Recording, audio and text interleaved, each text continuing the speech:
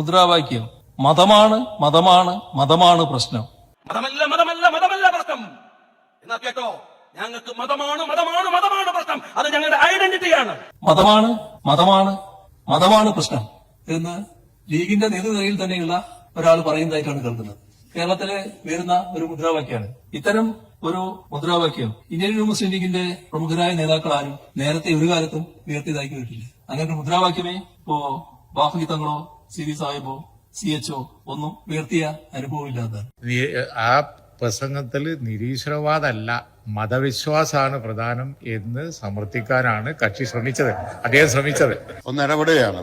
ബഹുമാനായിട്ടുള്ള പ്രതിപക്ഷ ഉപനേതാവ് പറഞ്ഞത് വസ്തുതയല്ല. അതിന്റെ വീഡിയോ ഇന്ന് സാമൂഹിക മാധ്യമങ്ങളിൽ ലഭ്യമാണ്.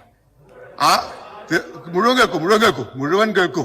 അത് മാത്രമല്ല പറഞ്ഞത്, അധികാരം തിരിച്ചു പിടിക്കേണ്ടത് എന്തിനു വേണ്ടിയാണ് എന്നുകൂടി പറഞ്ഞിട്ടുണ്ട്.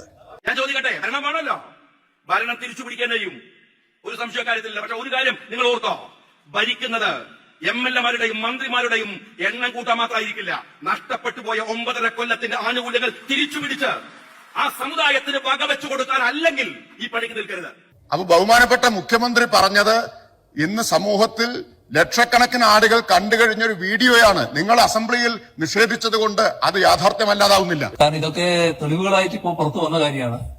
അദ്ദേഹത്തിന്റെ പ്രസംഗം അതേ രൂപത്തിൽ പുറത്തു വന്നിട്ടുണ്ട്. അത് ഈ പറഞ്ഞ തരത്തിലാണ്.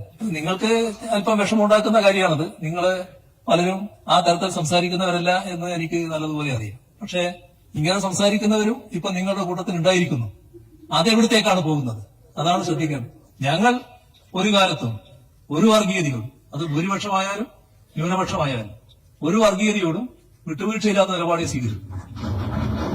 പലപ്പോഴും ഞങ്ങൾ പറയുന്നൊരു കാര്യമുണ്ട്, കുറച്ച് വോട്ടിനും 4 സീറ്റിനും വേണ്ടി ഈ വർഗീയ ശക്തികളെ പീഡിപ്പിക്കുക എന്ന രാഷ്ട്രീയ തെറ്റിദ്ധരം ഞങ്ങൾ കാണിക്കില്ല എന്ന്.